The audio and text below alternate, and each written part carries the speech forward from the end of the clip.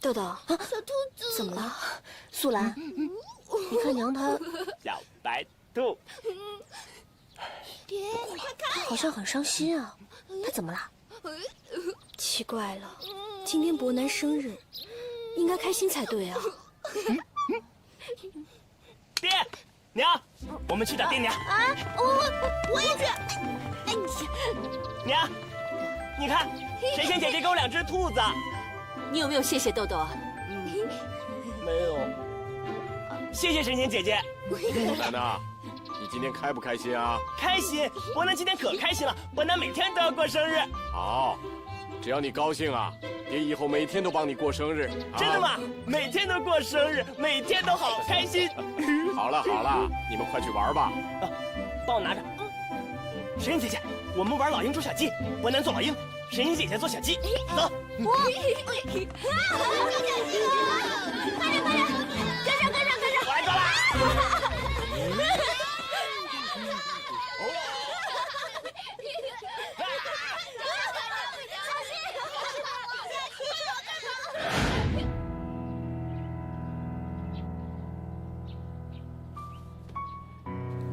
大夫，我儿子都已经清醒3天了，为何还这副模样啊？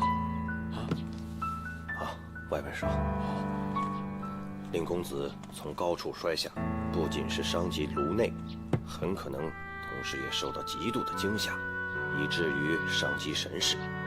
若非府上藏有诸多名贵药材，及时护住令公子体内基底，只怕早就小命不保了。不瞒沈庄主，令郎的神识恐怕无法恢复了。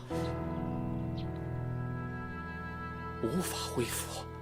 经过老夫的药材配合，3个月后，他的颅内淤血渐化，行动应无阻碍。然而，神识以上，只能恢复至幼儿的智能，直到什么？直到颅内淤血再度壅塞，造成脑痈，届时金针药石尽皆无效啊！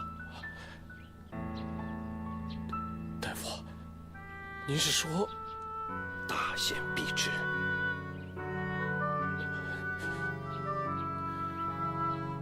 那会是什么时候呢？最多不会超过15年。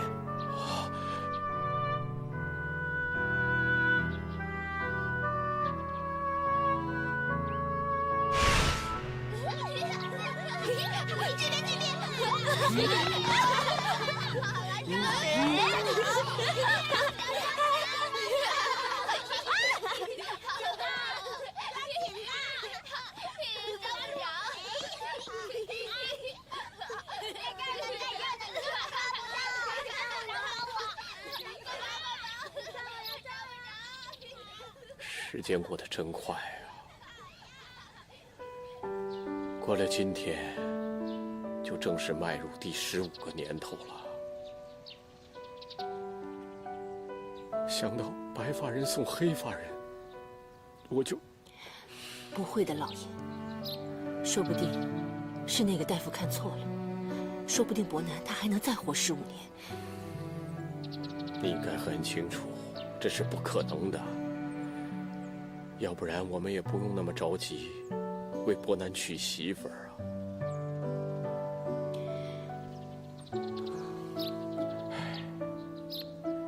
我知道我们这么做对唐家对豆豆都太不公平，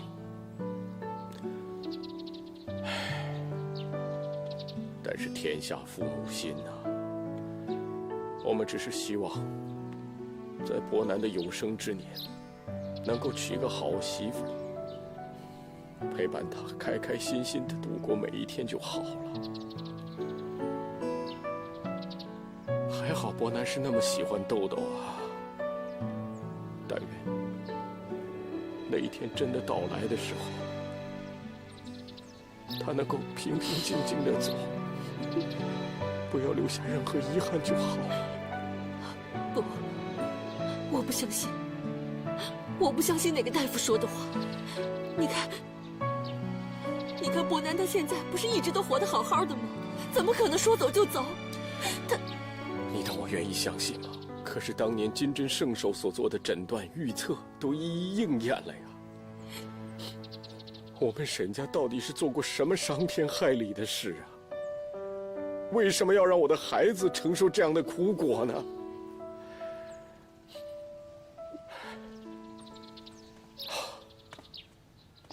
老天爷！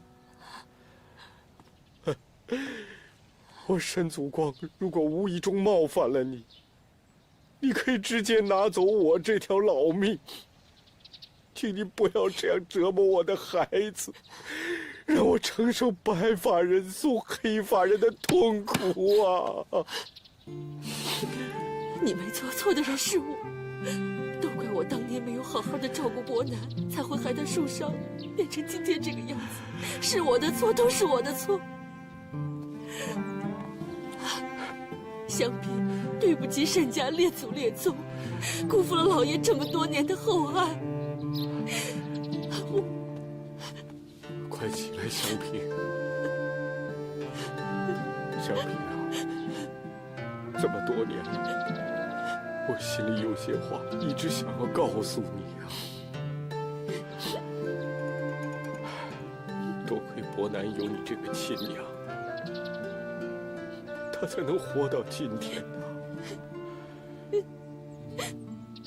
你为沈家所做的一切，我这辈子都永远记在心里。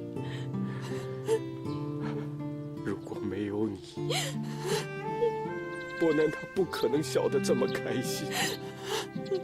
如果没有你，我沈祖光不可能打下这片家业。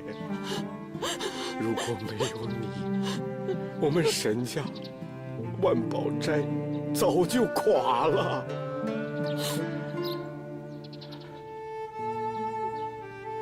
香嫔，如果有来生，我愿与你生生世世永续前缘。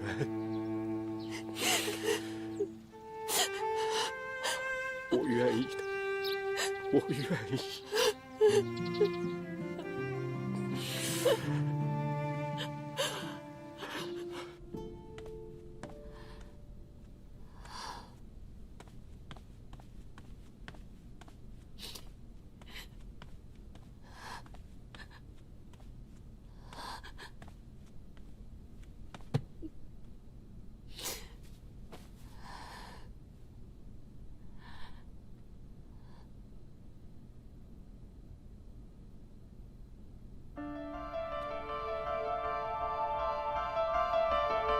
香嫔，快点救我！快点，快把我拉上去！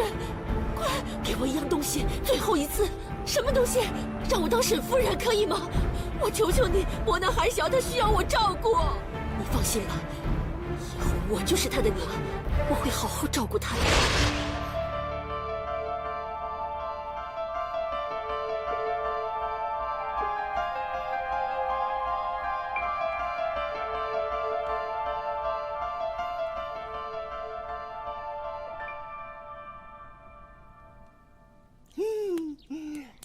伯南，这是娘特地给你做的长寿面，娘祝你无灾无病，长命百岁。谢谢娘。用筷子。好了，来吧，慢点啊，慢慢吃。好好吃，好吃吧？春姐姐，你也吃，这个面吃了长命百岁。这是娘做给你吃的长寿面，你自己吃吧。没事，你吃嘛，你吃嘛，你吃嘛。我说了，我不要吃。沈姐姐不吃啊。今天是伯南生日，伯南最大，伯南一定要神仙姐姐吃。你先，我不吃，我不吃。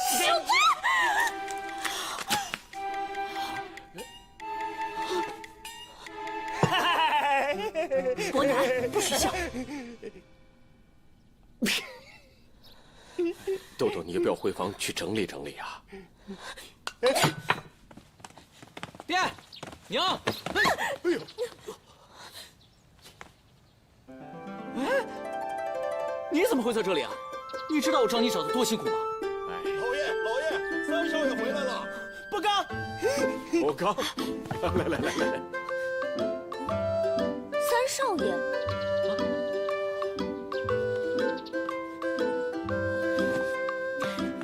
哎，博刚，博刚，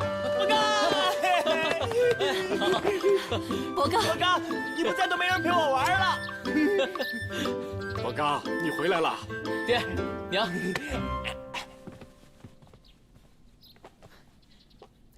爹，喝茶。好。娘，爹，娘，孩儿给二老请安了。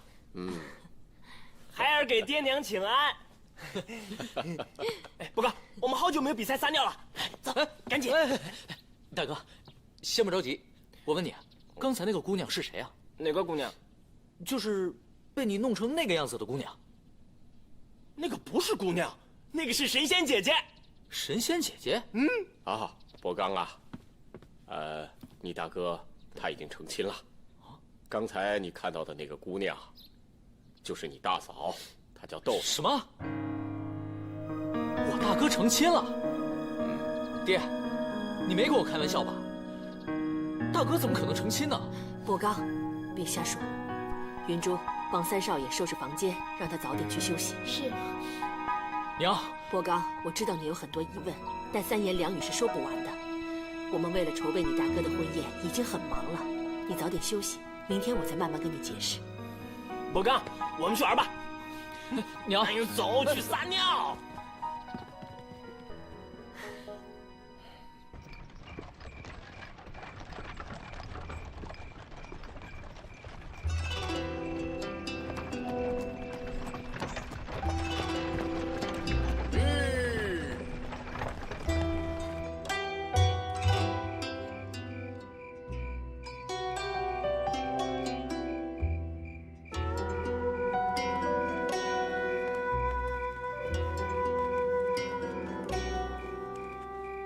一个双腿俱残的人，为什么会千里迢迢跑到微昌侯府？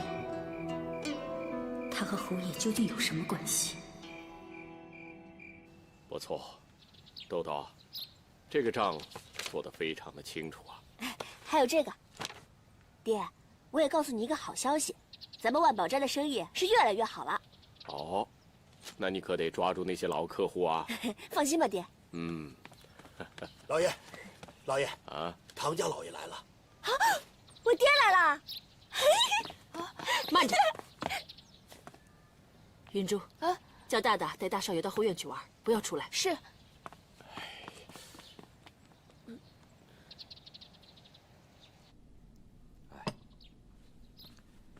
爹，你的身体才稍有起色，你怎么就自己一个人跑出来了呢？你好歹也得让娘或者是万全陪着您呢。不妨事，也多亏了亲家母所赠的药材，爹的身子才能好得这么快。趁今儿个有空，我特地来给二位亲家道谢来了。唐夫子，你太客气了。是啊，只要唐夫子身体康健，沈家庄在所不惜。我唐有权何德何能，能与沈庄主结为亲家？只怕是小女顽劣，惹二位生气。唐夫子啊，你千万不要这么说。豆豆她这样的媳妇儿是万里挑一，不但我们做公婆的喜欢呐，就连伯南他更喜欢。哎呀，老夫早就听说，我这女婿是风流才子，可惜一直卧病在床，无缘相见。对了，听说他最近把脚给扭伤了，这会儿应该好多了啊？他脚扭伤了吗？爹，你忘了吗？上次伯南他在后花园抓蝴蝶的时候，不小心把脚给扭伤了。他脚还没有好呢。啊？那到底是好了，还是没好啊？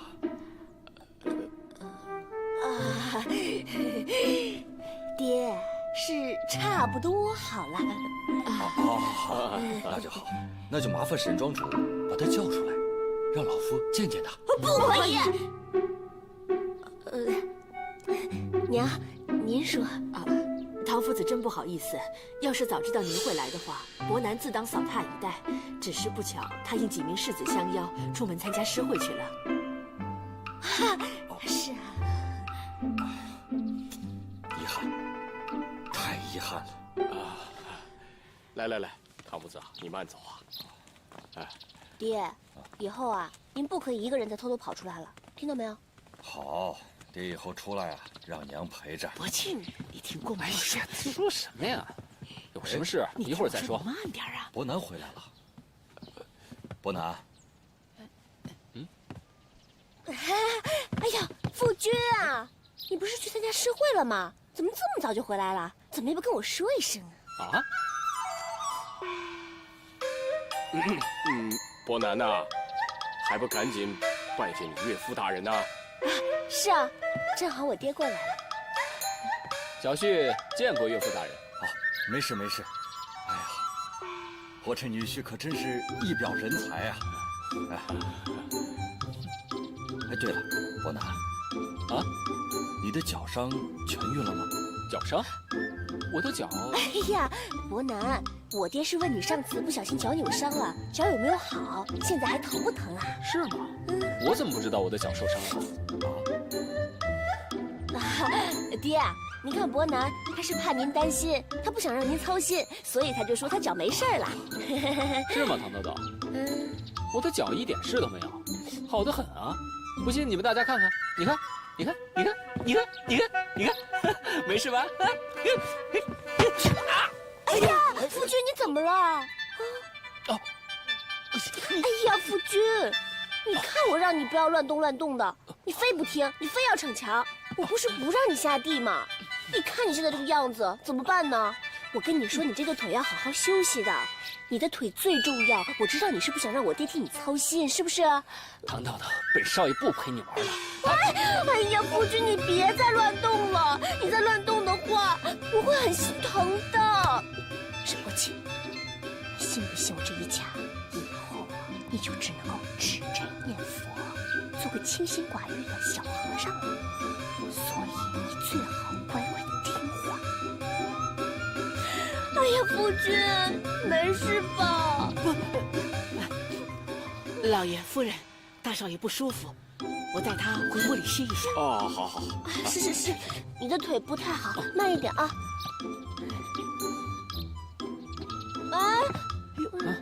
夫君，你还没跟我爹告辞呢。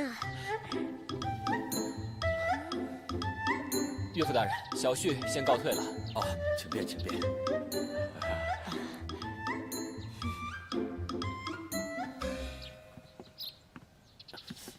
看来伯南伤得不轻啊，的确很严重。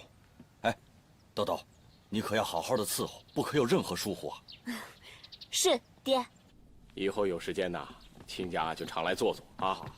大胆妖孽，看你往哪里逃！呀！看我饶了你！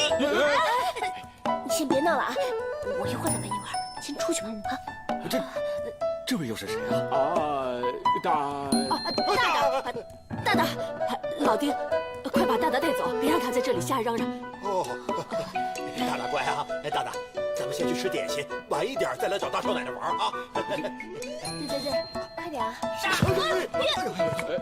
爹，哎呀，大大是丁管家的孙子，从小在沈家庄长大，就跟我们的亲人一样，真的不好意思。哎，是，唐夫子，你莫见怪啊！不，庄主和夫人慈悲为怀，宽以待人，真是难得呀。豆豆啊，你一定要向公婆看齐，一定要学习他们的处事态度，明白吗？是，我会的。唐夫子，你请啊，请。请啊。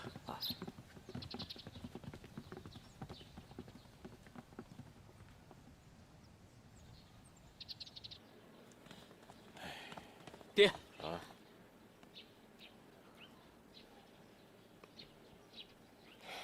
伯高，你就别责备你爹了。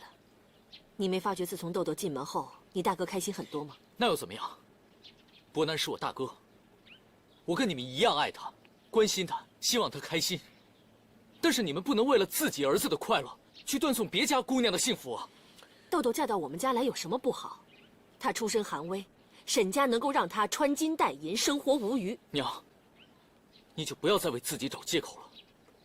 如果你当初嫁的不是爹，是像大哥一样的傻子，就算把整个沈家庄都送给你，你会觉得幸福吗？哎，香萍，我不准你说你大哥是傻子。伯刚啊，当初我们沈家也是3媒6聘的，把你大嫂风光迎娶进门。在礼数上说，我们没有辱没了唐家，是吗？那在风光迎娶之前，亲家公知道大哥的状况吗？为什么亲家公来，你们要费尽一切心思隐瞒真相？他到现在都还不知道自己的女婿究竟是个什么样的人，对吗？伯刚，难道你忍心看着你大哥一辈子孤苦伶仃，连个媳妇都没有吗？我和你爹已经老了，我们陪不了他多久了。娘，这一码归一码，这是2码事，您不能混为一谈啊！是，大哥是需要人照顾，但是你不能把一个无辜的姑娘给扯进来，让她一辈子承受这种煎熬和折磨吧。她也有父母，她也是别人的孩子，她是个人，不是物件。你们让亲家老爷误以为二哥是大哥，把大哥说成是丁管家的孙子。爹，娘，你们究竟还有多少谎言呢？你们到底要把谎言隐瞒到什么时候啊？如果有一天亲家公发现了真相，向我们沈家兴师问罪，甚至于对簿公堂的时候，你们该怎么办？爹，你从小就教导儿子说，做人必须守诺重信，必须宽以待人。如今你的规矩何在？是，你俩是我的爹娘，我无法指责你俩的不是。但是举头三尺有神明，欺人欺面不欺心的。你们为了一己之私，就把唐家姑娘推进火坑，这么做你们对得起自己的良心吗？伯刚啊，爹向你保证，你大嫂她不会忍受太久的煎熬的。等你大哥他……爹，你还要为自己的行为辩护吗？唐豆豆，她在不知内情的情况下背负了婚姻的枷锁，嫁到了我们沈家，成为了我的大嫂。你们怎么就没有考虑到她的未来呢？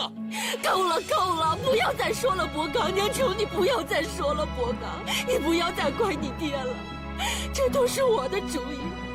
你说的对，娘自私不讲理，但我管不了这么多，我只在乎伯南他的开心和幸福。就算有错，都让我来承担，老天怪罪下来让他惩罚我，我愿意用我这条命来抵债。小平，我错了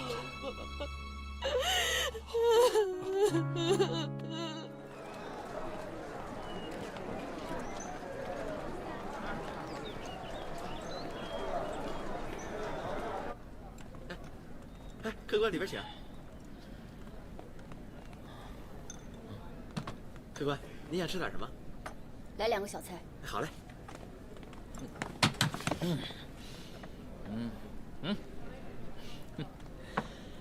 哎呀，人生何处不相逢啊！兄弟，我们又见面了。你受伤了？什么时候的事儿？快跟我说说。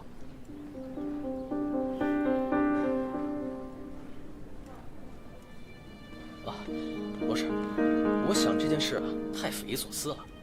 你想，威昌侯是当今皇帝的亲舅舅，一人之下，万人之上，他没理由跟倭寇勾结。也许他另有所图，不甘心屈居于一人之下。不可能，我听说，那威昌侯他天天迷恋于酒色，在国丧期间都侠美野游。你说，像他这种酒囊饭袋，怎么可能有那么大野心呢？你是被他的外表给骗了。我听说，魏昌侯因为侠美野游一事，受到了皇上的斥责。他非但不反躬自省，反而私底下动作频频。据我所知，朝中有一大半的臣子都已经投到了他的门下。大明律，王侯不得参与政事。如果他无野心，为什么还要去结交朝臣？有这等事啊？哎，兄弟，这话还没有说完呢，怎么急着要走啊？你既不信我，我为何不走？哎，不是我不相信你。哎，你说会不会是有人冒充他的名义在背后搞鬼啊？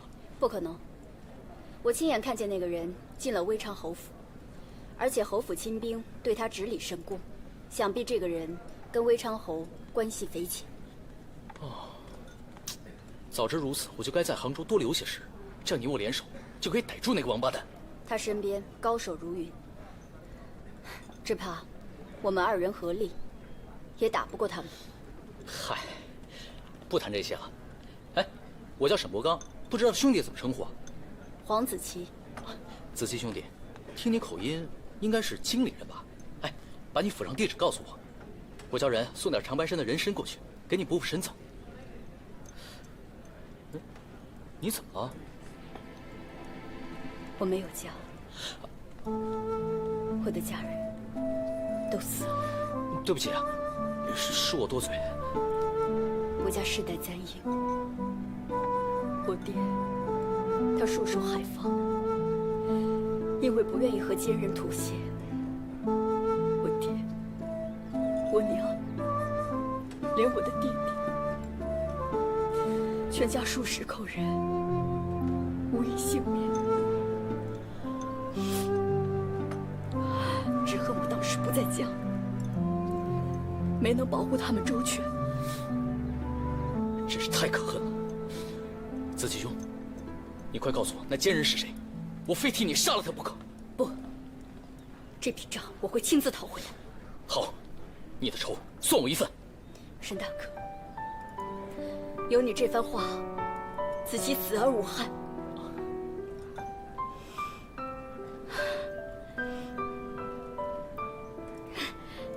沈大哥，你找到你那位梦中情人了吗？找是找到了，不过却是黄粱一梦罢了。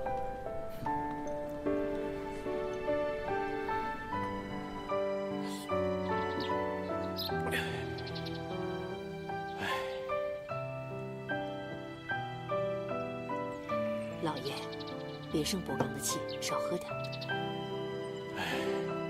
我活到这把年纪，竟然还被自己的儿子来说不是。其实我们也有不对。等伯南离开之后，我和老爷都不会亏待他的，不是吗？爹，娘，爹，那个豆豆啊，找我有事吗？啊，就是上次那个账本，您看了没有啊？什么账本？就是您让我整理的那些单据啊。我发现这里头有30几笔进出货，数量不符，我还特意在里头做了记号。我托郭嬷嬷让她给您的。我没看见呢。啊，郭嬷嬷，哎，郭嬷嬷，豆豆交给你的账本你放到哪里去了？啊，什么账本啊？大少奶奶，你记错了吧？你没交给我什么账本呐？郭嬷嬷，你怎么能睁眼说瞎话呢？那天我明明把账本交给你了。我说没有就是没有，你怎么跟我说话的啊？你婆婆是吃我奶长大的，你居然污蔑我，说我睁眼说瞎话！哎呦，老天爷呀，这是什么世道啊！我不要活了！郭嬷嬷，郭嬷嬷，没事没事，不就是一本账吗？豆豆，你看你把郭嬷嬷气成这样，赶紧道个歉呐！啊，爹，你不能黑白不分，不辨是非啊！我真的明明把账本交给他的，可他居然说我污蔑他！你说这……小姐、姑爷，你们听听看，啊，他说我老太婆睁眼说瞎话就算了，还指责自己的公公黑白不分，不辨是非。天底下哪有这样的儿媳妇啊？天哪，老天爷呀！我是有理也说不清啊！我情愿死了，我情愿死了！哎，郭嬷嬷，死了！郭嬷嬷，郭嬷嬷，千万别这样，千万别这样，千万别这样啊！明珠，赶紧扶郭嬷嬷回去，快去啊！是，郭嬷嬷，没事吧？没事没事。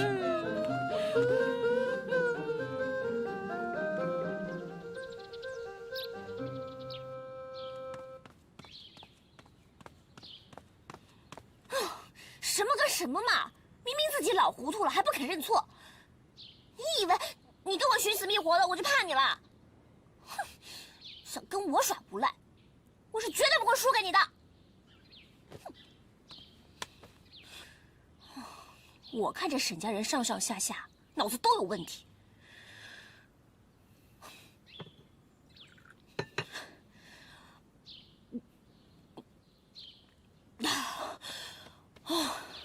总算是舒服一点了。唐豆豆，又干！你明明知道，你跟我大哥的婚姻是场骗局，为什么不离开沈家庄？怎么，是贪恋我们沈家的家产，还是放不下沈家长媳的名称呢？你放屁！放屁！这才是我在杭州见过的那位姑娘。哎，放手啊！你干什么？豆豆，你还记得我们一起抗击倭匪的那天晚上吗？自从那天晚上之后，我就告诉我自己一定要找到你。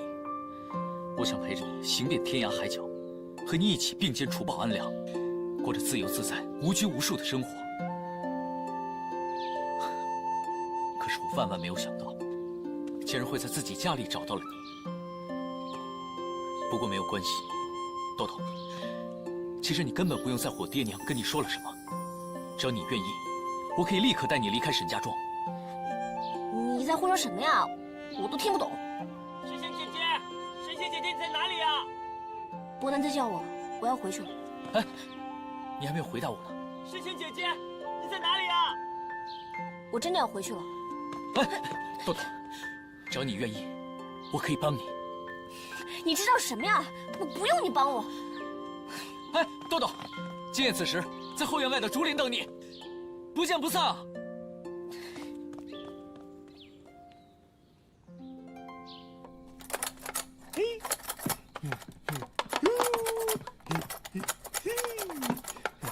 娘说今天天冷，不让洗澡了，你把鞋给我脱了，我给你洗澡。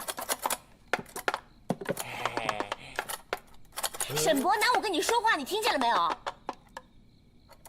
伯南不要洗脚。你不洗脚？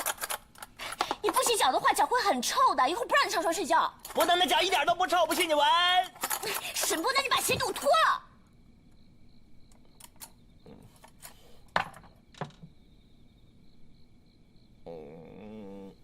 啊，好烫啊！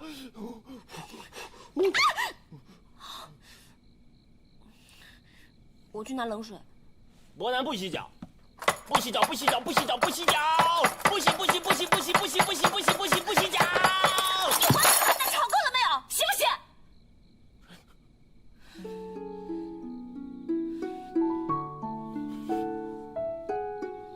伯南不要理神仙姐姐了，伯南不要跟神仙姐姐玩了。神仙姐姐欺负伯南。你再说一遍。神仙姐姐不止欺负伯南，还欺负郭嬷嬷，我都看见了。郭嬷嬷一个人在哭，哭得可伤心了。娘说做人要尊老爱幼，神仙姐姐欺负老人家，郭嬷嬷是老人家，神仙姐姐欺负她，神仙姐姐是坏人。神仙姐姐，你不要找神仙姐姐。他伤心他委屈，那我呢？我就不伤心不委屈了吗？自从被你们沈家庄骗进来以后，我的伤心和委屈跟谁说去啊？我就活该，活该像个老妈子一样伺候你一辈子吗？伺候你这个大傻瓜！我就活该用1年的时间，用1年的时间来替我娘还债吗？我自作自受，我自认倒霉，行了吧？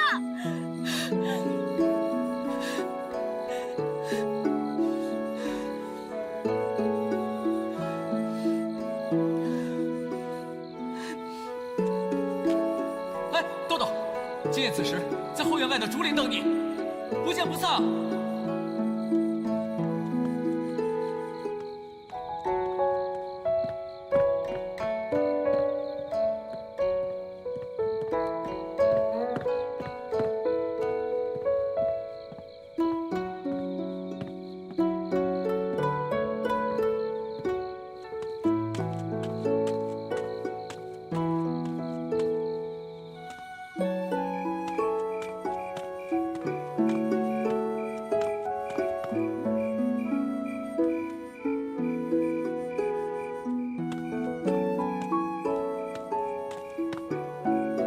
这是哪儿啊？这还有一栋阁楼。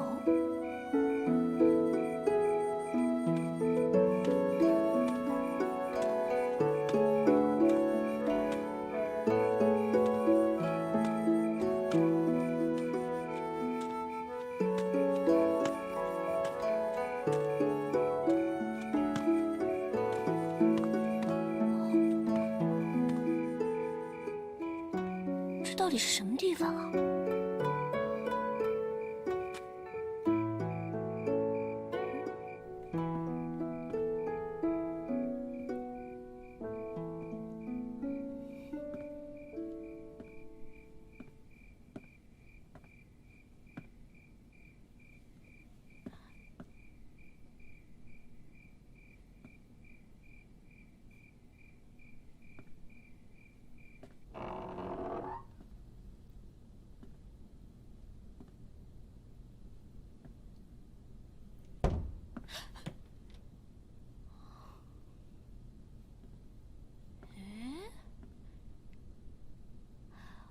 我知道了，你一定是沈伯南的爷爷，怪不得，你们两个长得还挺像的。哦，您老人家不要生气啊，我不是故意要闯进来的，我只是随便看一下。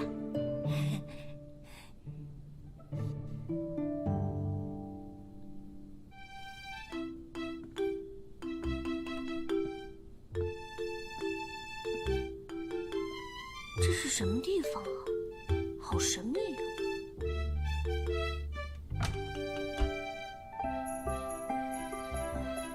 这是什么？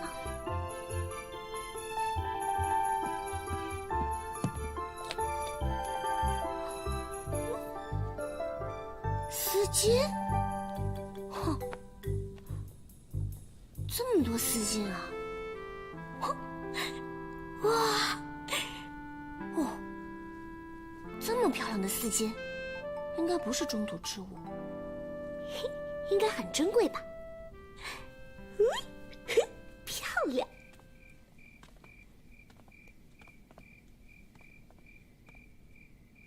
老爷，这么晚了，你到这里做什么呀？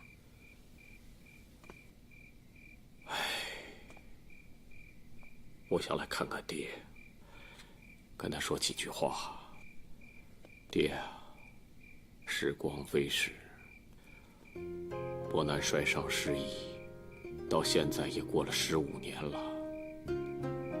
为了不让伯南在他的有限生命当中留下任何的缺憾，所以我和祥平为他办了婚事，为的就是希望他也能够像个正常人一样，有一个完整的人生啊。但是伯刚他不能谅解我们，他认为我们做父母的不该隐瞒事实，而耽误了人家子女一辈子的幸福。爹，天下父母心，你能不能教教我，该怎么做才好呢？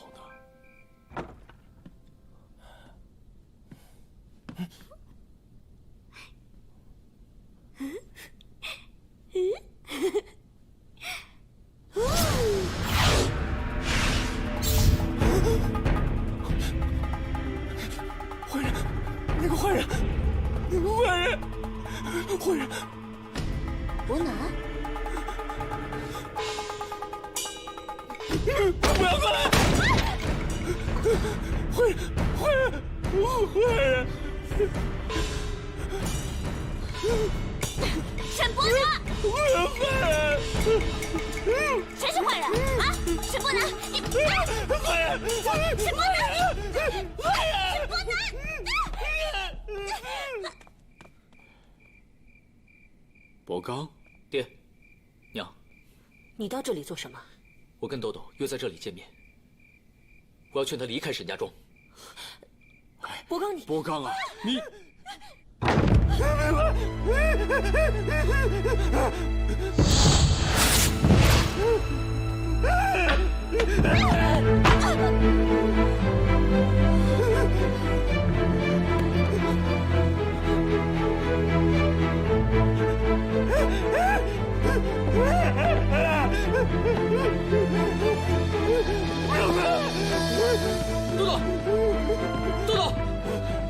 豆豆怎么了？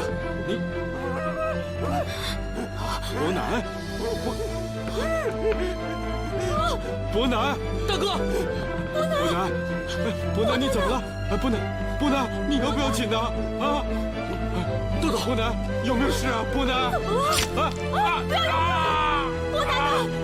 快别咬了！老爷，伯南，伯南。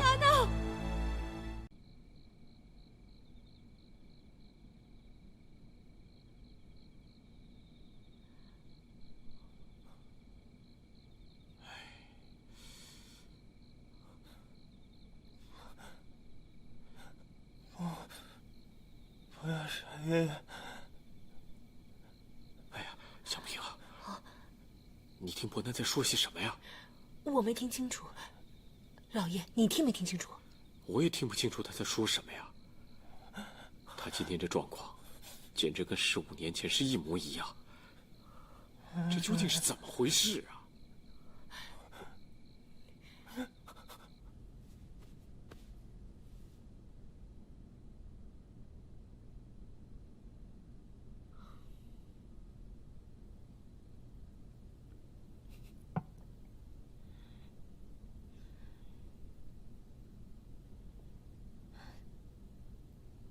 嫂子，你醒了吗？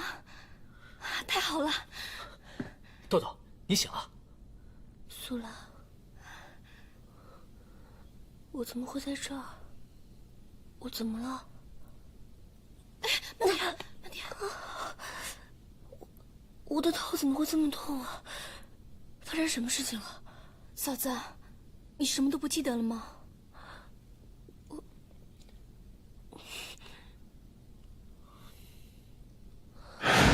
不要过来！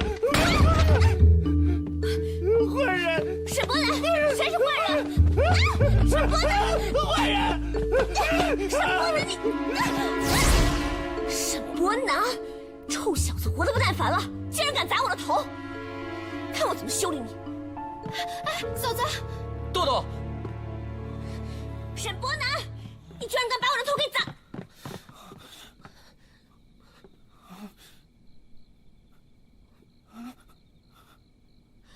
他怎么了？豆豆，沈庄主、沈夫人，大少爷的情况暂时控制住了，等他睡醒了就没事了。谢谢你了，简大夫。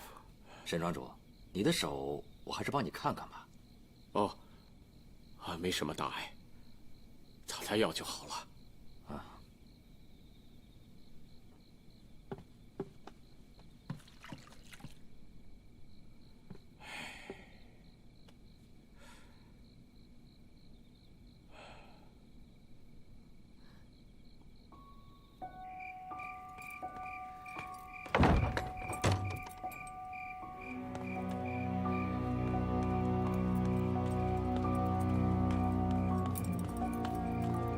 沈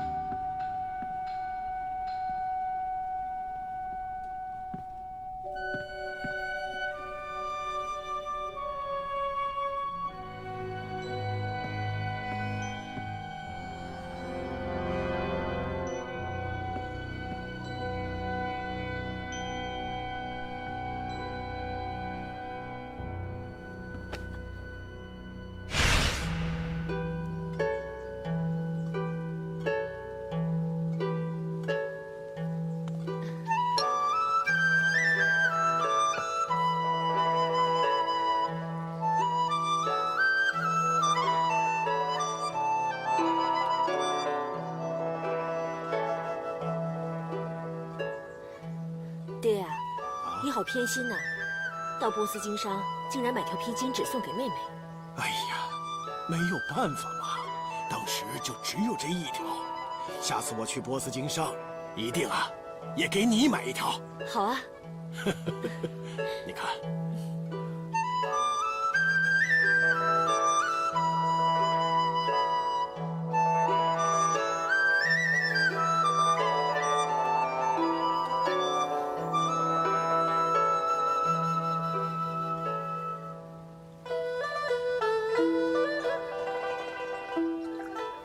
伯父，来，我敬你一杯。嗯，该改称呼了啊。爹，来，还是敬你一杯。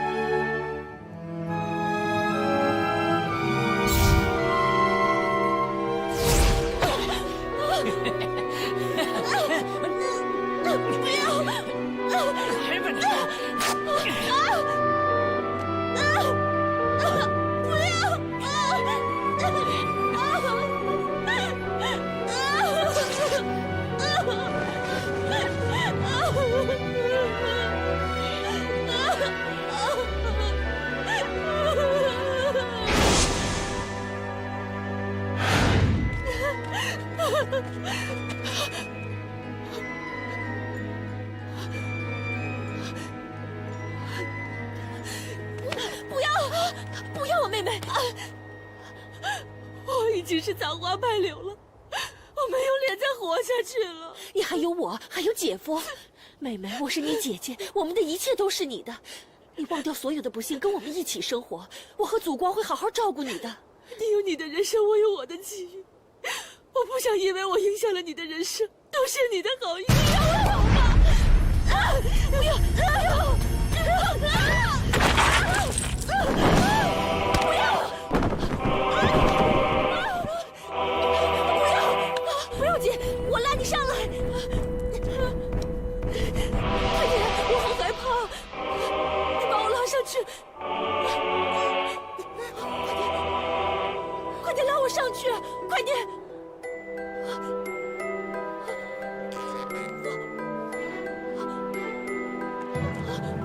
救命啊！妹妹，快点拉我上去！我不想死，我真的不想死。你说什么？从小到大，你最听我的话，你什么都听我的，是不是？是，从小到大你都比我聪明，都比我有主见。那这样，你再听我最后一次。什么？你把沈夫人的位置让给我好吗？让我把沈夫人的位置让给你，你为什么要这么做？你不是猜出来了吗？我要报仇，我要找郭敬清报仇。报仇的事我们晚点再说，你先把我拉上去，求求你了。我的还小，他需要我照顾啊。你放心吧，以后我就是他的娘亲，我会好好照顾他。不要，不要，我不要，求你了，不要，对不起。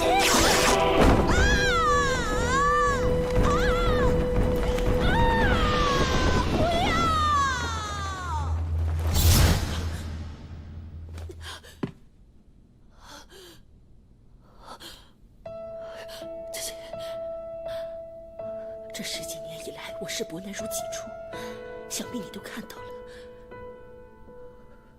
伯南他失忆受伤，那是个意外。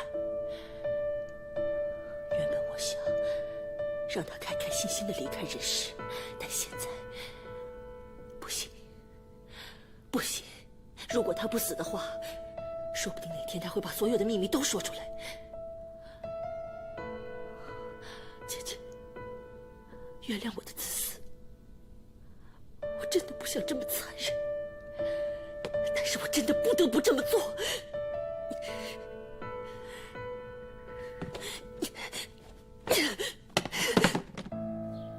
不要杀爷爷，不要杀爷爷，不要杀。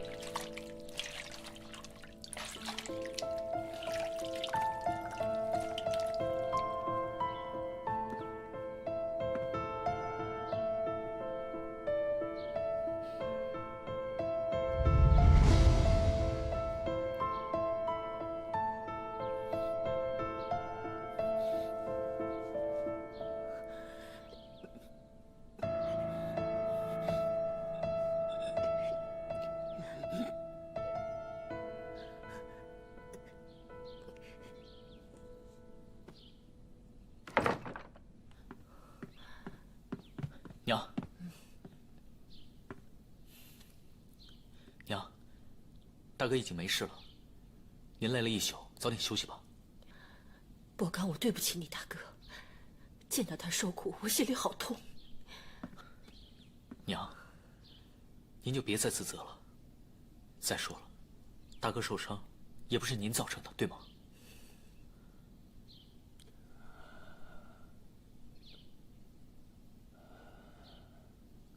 哎，娘，大哥醒了。大哥，大哥。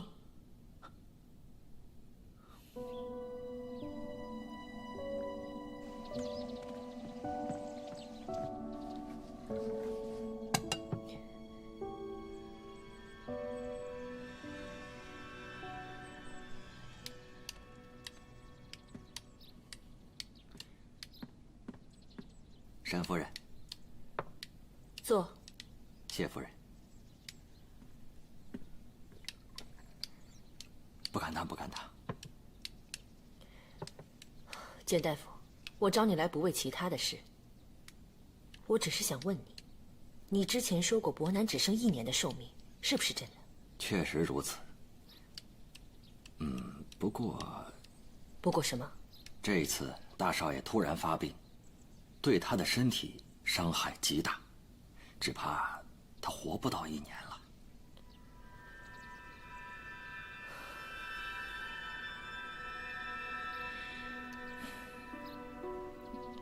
自从伯南受伤之后，他就把以前的事情都忘记了。但他这一次发病，我感觉他好像又记起了以前的事。简大夫，他会不会恢复记忆了？有这可能啊。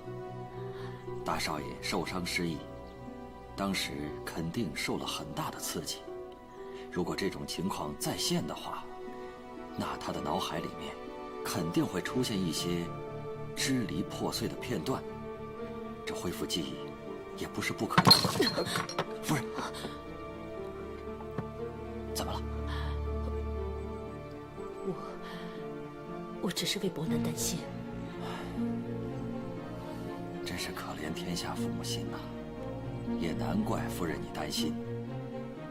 哎，如果夫人相信我的话，我可以用金针刺穴的方式，让他记起当时发生的情况。不行！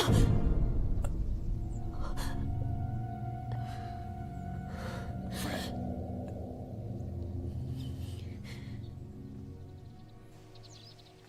夫人，请您放心，在下回去立刻为大少爷抓药，等炼成丹药，再亲自送到夫人的手里。那就麻烦你了，简大夫。其实我这么做，都是为伯南着想。既然知道他活着的时间已经不多了，又何必让他想起过去那段伤痛的经历呢？如今我只希望他每一天都过得平平安安，我不想再看到他受到任何打击和折磨。在下明白，大少爷有夫人这样的慈母，那是他的幸运呐。不是，是我对不起他。事到如今，我只想守在他的身边，平平安安地度过每一天。简大夫，希望你能明白我的心意。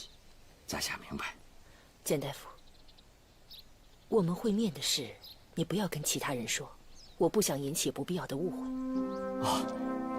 在下懂了。在下一整天都待在东大街的药铺里面，半步都没有离开过。在下告辞了。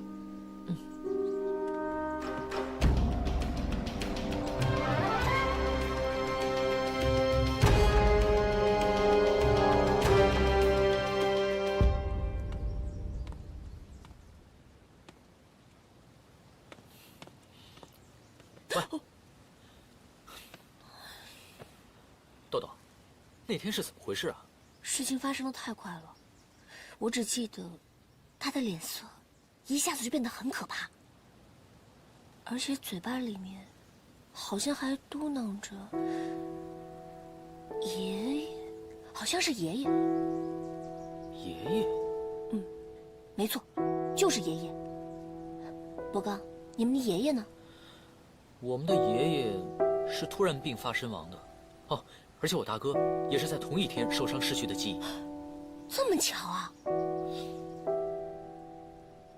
那你说，你大哥受伤会不会跟你爷爷的死有关系啊？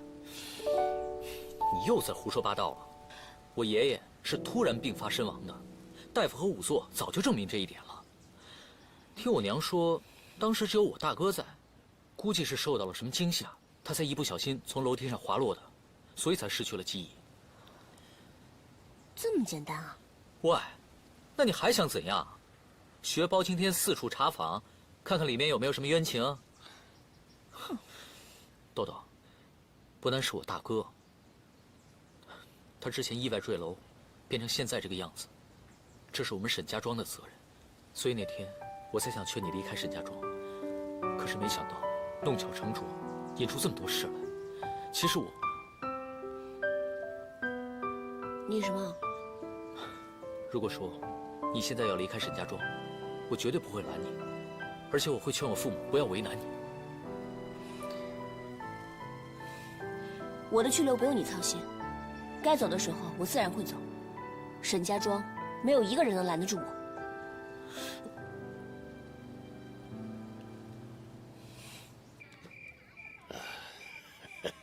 苏老板，一点心意，请您笑纳。有道是无功不受禄，孙员外突如其来送在下这份大礼，不知道有何意图啊？在下听说苏老板是柳絮姑娘的义父，所以我以1000两黄金为聘，希望苏老板能同意在下和柳絮姑娘这一桩婚事。我也听说孙员外府上妻妾成群，就算在下同意，只怕这旭儿她也不肯委屈自己去与其他女人共侍一夫。苏老板有所不知啊，我结发妻子已经去世好多年了。虽然家中有6个侍妾，可是没有一个讨我欢心。如果柳絮姑娘能够嫁给我，我即刻把她们撵出府去，3媒6证迎娶柳絮姑娘，不让她受半点的委屈。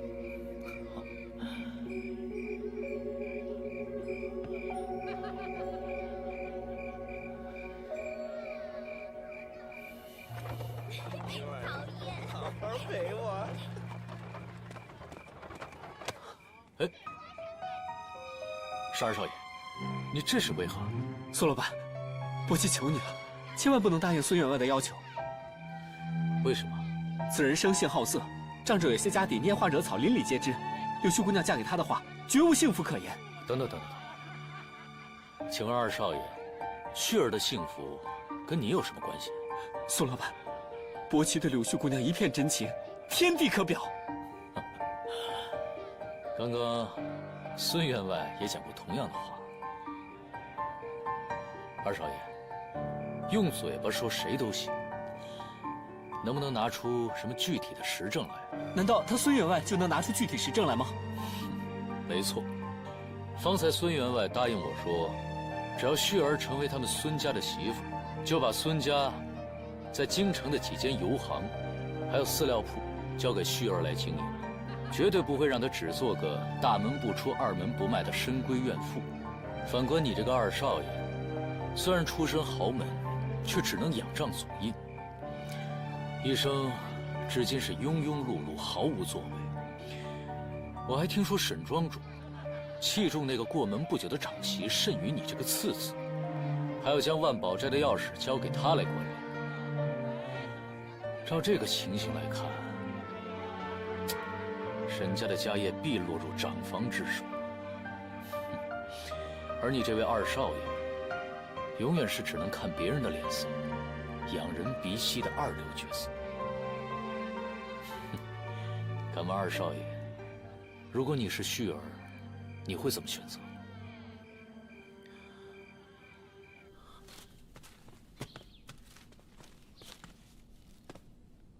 唐豆豆，啊，我娘找你。娘？娘找我什么事啊？自己去问她不就行了？什么事情？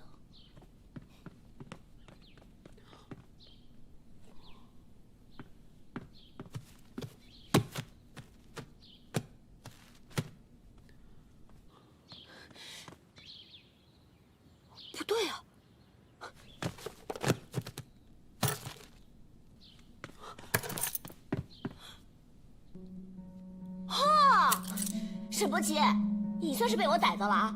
你居然想拿这把钥匙，好大的胆子！别胡说！我胡说？哼！你以为你做的那些卑鄙龌龊下流的事情我不知道吗？唐豆豆，你少血口喷人！我血口喷人？哼！你自己做的事情你心里最清楚。万宝斋30几件首饰和物品，是不是你偷的？你凭什么说是我偷的？就凭你想毁尸灭迹、杀人灭口，你怕事迹败露，所以和郭嬷嬷2个人串通起来，把我查清楚的账本通通都给藏起来了。你说，是不是这样？我不知道你在胡说什么。放开！哦，你还装傻是吧？但是没关系，这些账本我告诉你，通通都记在这儿呢。大不了我重新写一份，到时候只怕你是吃不了兜着走。唐豆豆，你以为你这样我就怕你啊？你想玩是吧？好，我奉陪到底，我就不信弄不死你这个丫头。走着瞧好了。哼！走着瞧就走着瞧，谁怕谁啊？跟我来。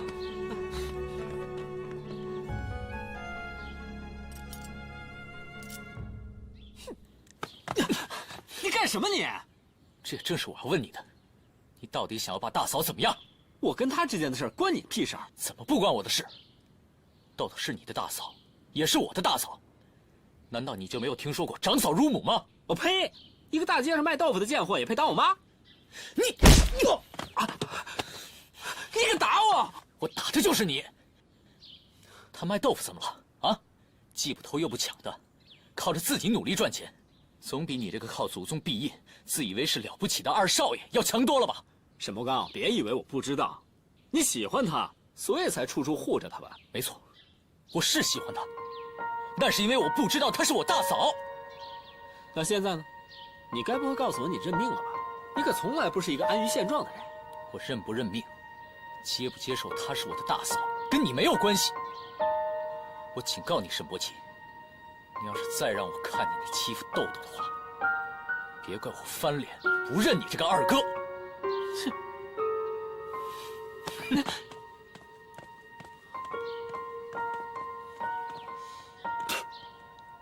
什么东西？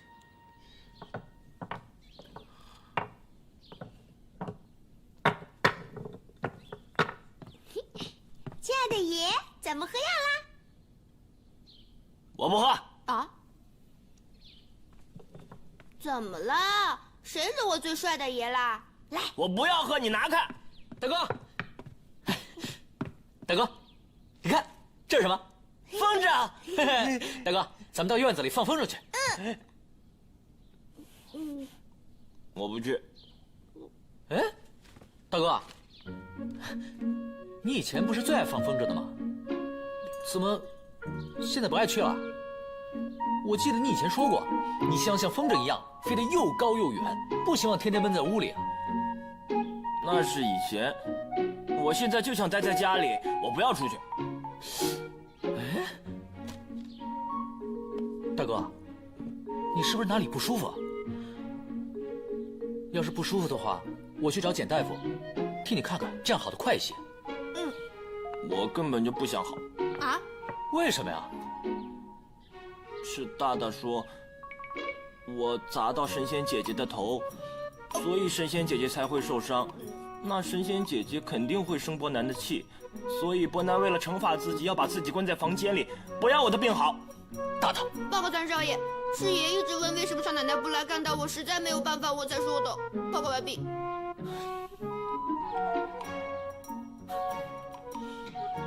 大哥，这样做是不对的。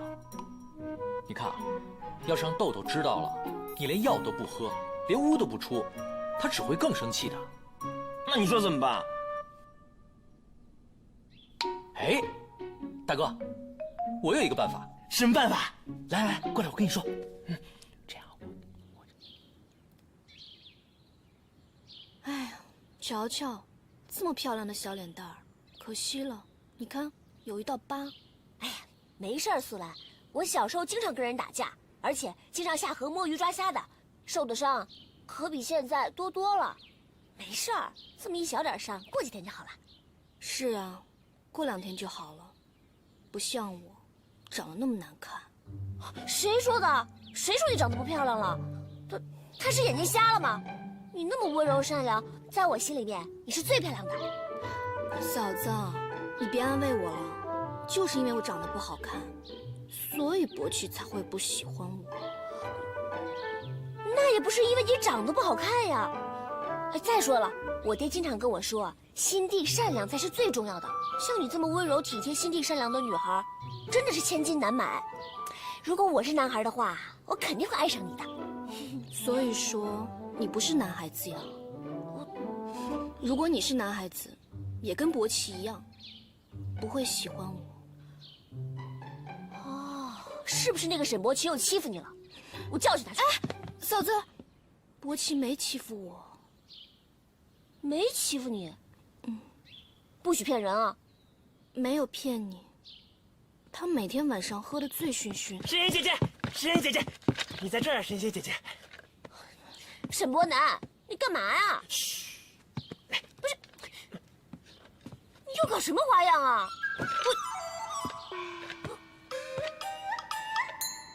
我错了。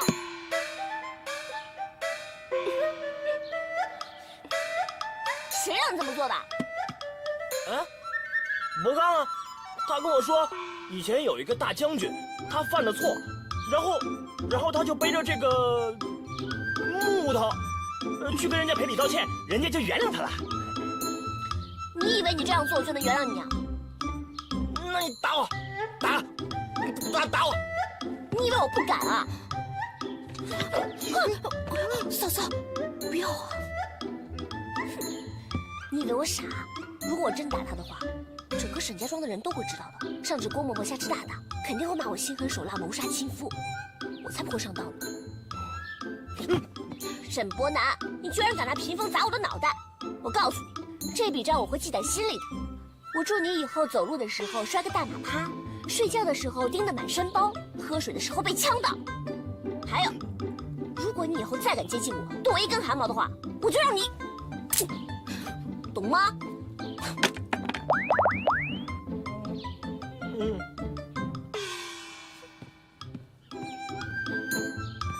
大哥，你还是起来吧。看来伯刚的办法没什么用啊。你有什么办法？我？我可不行，我不会。不会？你想想，你想想，你动动脑子想一想，想个办法呀，苏拉。我找谁去？你找谁？三少爷。想想。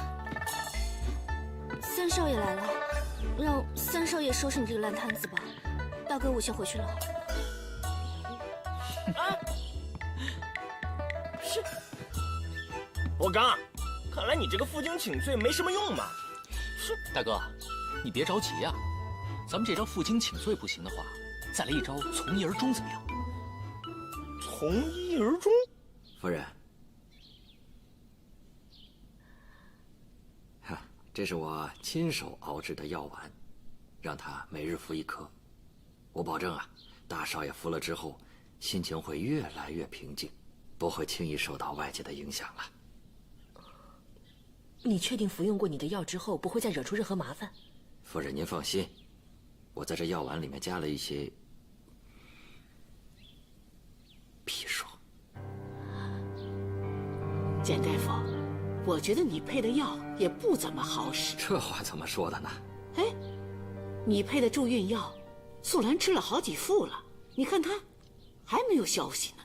可能二少奶奶的体质啊与众不同。哎，要不这样，我再换一个方子给她试试。好，只要你能让她怀上，你拿多少来我都让她试试。哎，好。伯南，从一而终，从一而终，伯南要对豆豆从一而终，从一而终，从一而终，从一而终，从一而终。这豆豆还真是霸道，要伯南少爷对他从一而终，连我这老太婆都不能看一眼。我就不相信，我都快进棺材了，看我一眼又怎么样呢？我猜豆豆是跟他闹着玩的，由他去。小姐，你不能老留着他呀，他更无法无天了。大少爷，你没事吧？伯南，从一而终，从一而终，从一而终，从一而终。伯南少爷，小心点啊！大少爷，从一而终，从一而终。大少爷，从一而终，从一而终。从一而终，从一而终。沈伯南，你这是又在搞什么鬼啊？神仙姐姐，神仙姐姐，神仙姐姐，太好了，你来了！伯南对你做到了从一而终，伯南没有看别的女孩子，你放心吧。谁让你这么做的？伯刚啊，伯刚？沈伯刚，你给我滚出来！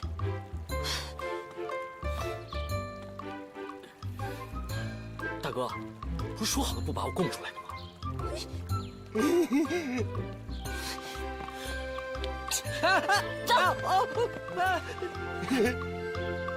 豆豆，珊珊姐姐，轻点，轻点，轻！我不干了，不干了，不干了！我求你了，求你了！你放手！沈伯刚，你少跟我贫嘴啊！我问你，你为什么要跟伯南开这种玩笑？我哪有啊？哦，你还没有？是大哥见你一直在生他的气，想逗你开心，我才叫他负荆请罪。结果呢，这招对你来说没有效果，我只好教他从一而终了。我只是觉得，你不应该这样捉弄伯南的。我捉弄大哥啊？啊！喂，我只是不想看到你这么对待我大哥而已。我怎么对待他了？我对他不好吗？我哪里对他不好了？不是不好，只是还不够好。豆豆，我承认，我们沈家有赋予你，但是我大哥没有。他真的很在乎你，他在乎你都胜过他自己的生命。再说了，我想你在沈家庄的日子也不会太久，哪怕只有1天，我都希望留给大哥最美好的回忆。你怎么知道我很快就要离开沈家庄了？是你自己说的，你说你到时候就会离开沈家庄的。没错，时间一到，我就会离开这个地方的。哎，豆豆，你跟我解释清楚，你指的这时间一到，到底是什么时候啊？就是我跟……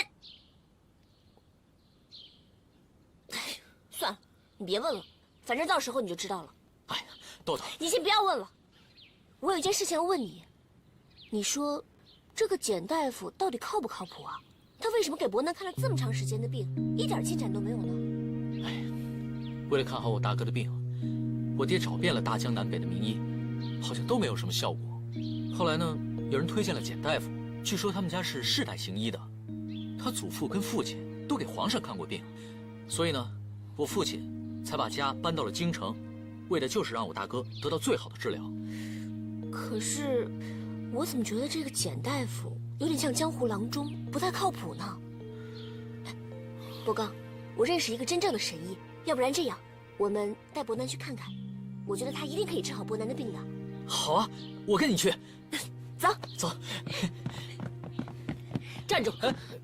娘，伯刚，你先离开，娘有一些话要跟豆豆说。娘，有什么话我不能听的吗？我说叫你走，你听不懂吗？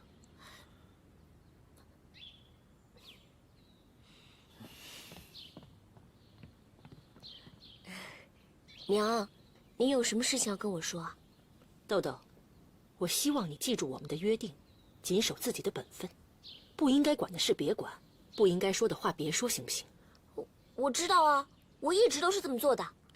就像刚才伯刚问我的话，我也没有说出我们的1年之约啊。还有呢？还有，啊，对了，我想让于神医过来给伯南治病，因为我觉得于神医的医术肯定比那个简大夫要住口啊，唐豆豆，你给我听清楚，给伯南治病的事情由我们沈家负责，你少在那儿跟我瞎掺和，听到没有？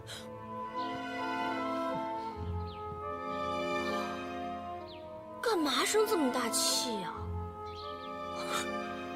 莫名其妙。小姐，其实我什么都不想听，你给我出去！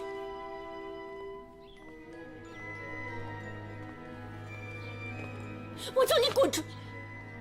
娘，伯刚，伯南受伤的事是不是跟你有关系？你明知道那个阁楼，你爹视他为禁地，严禁家人靠近，你为什么还要引豆豆到那儿去？你约豆豆在那儿做什么？你说呀！我想让他离开沈家庄，离开我大哥。荒唐！伯刚，想你竟然敢对你大嫂心存邪念，你想陷沈家于不义，你想毁了沈家庄的声誉，是不是？荒唐的人是你们！住口啊！你是想气死我？我没有，娘，我只是在为我们沈家造的孽赎罪而已。豆豆是无辜的，我们任何一个人都没有资格剥夺他的幸福，你知道吗？豆豆他无辜，那你大哥呢？他就不无辜了？14年前的一场坠楼意外，让你大哥成了今天这样。他也是人，也应该有自己的人生啊。是我们是骗了唐家，但你发现没有，豆豆嫁到沈家之后，你大哥变得比以前开心，整个人都好像重新活过来似的。伯刚，伯南是你的亲大哥，你也为他想想好吗？他已经够可怜了。娘，你这么说太自私了，为了自己儿子的开心，却毁了别家姑娘的幸福。她现在是你大嫂。伯刚，豆豆将来我会给他一个交代，但你是他小叔，她是你大嫂，我希望你永远都记住这一点。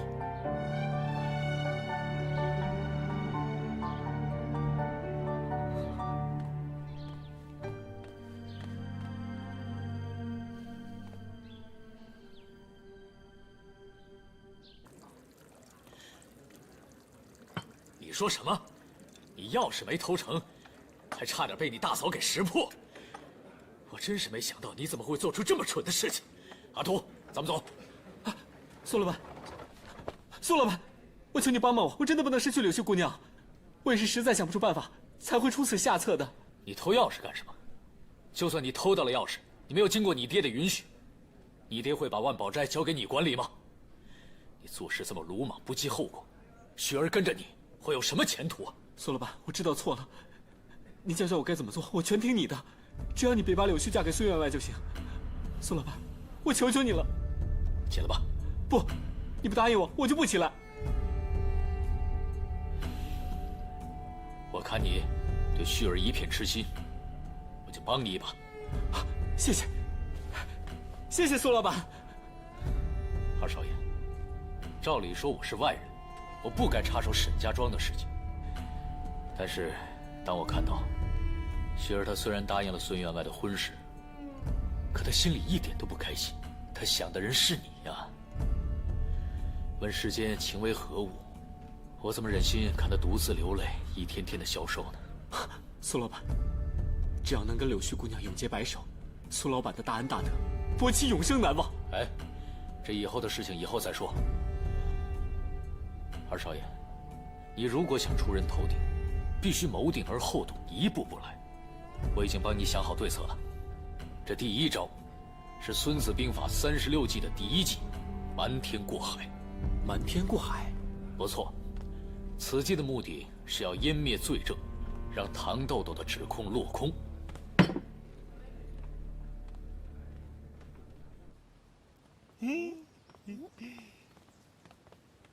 伯南，娘，大大，你们在写字啊？娘，伯刚送我的信纸，你看，可好看了。我在给神仙姐姐写信呢。还有我，我在给爷写信呢。这不是多此一举吗？天天见面，有什么话当面说就是了，干嘛弄这么麻烦？哎，娘，你不懂。好，我不懂，你们要写就写吧。伯南啊，来，先把药吃了。乖呀。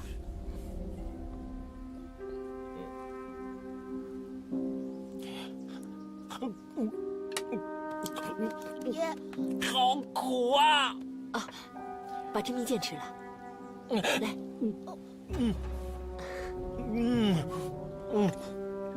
这个好吃。娘，那么好吃的山楂，你给大大也吃一点吧。哦，大大，你不是说要减肥吗？哦，对啊。爷，我最近在减肥呢，就不吃了。减肥？好吧。娘，你来的正好，快来教我。对不起怎么写啊？好啊，我来教你。你看我写的。爹，您找我什么事啊？这怎么回事啊？这2个月来，万宝斋怎么会遗失了30多件饰品和字画呢？原来是这样，贵叔，麻烦你把东西拿上来。哎，来了。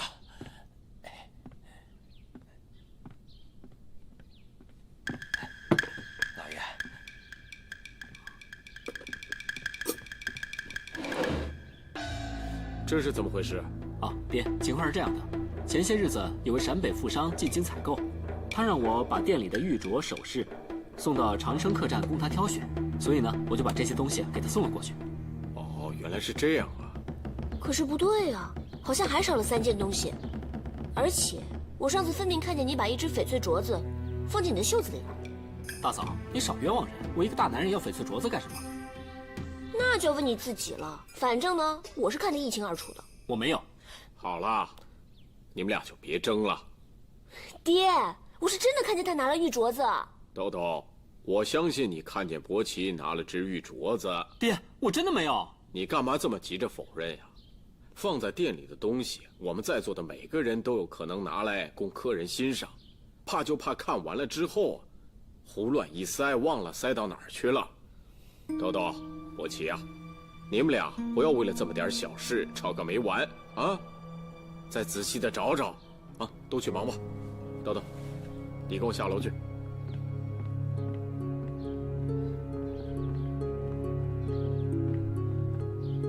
瞒天过海之后，第2步便是以其人之道还治其人之身。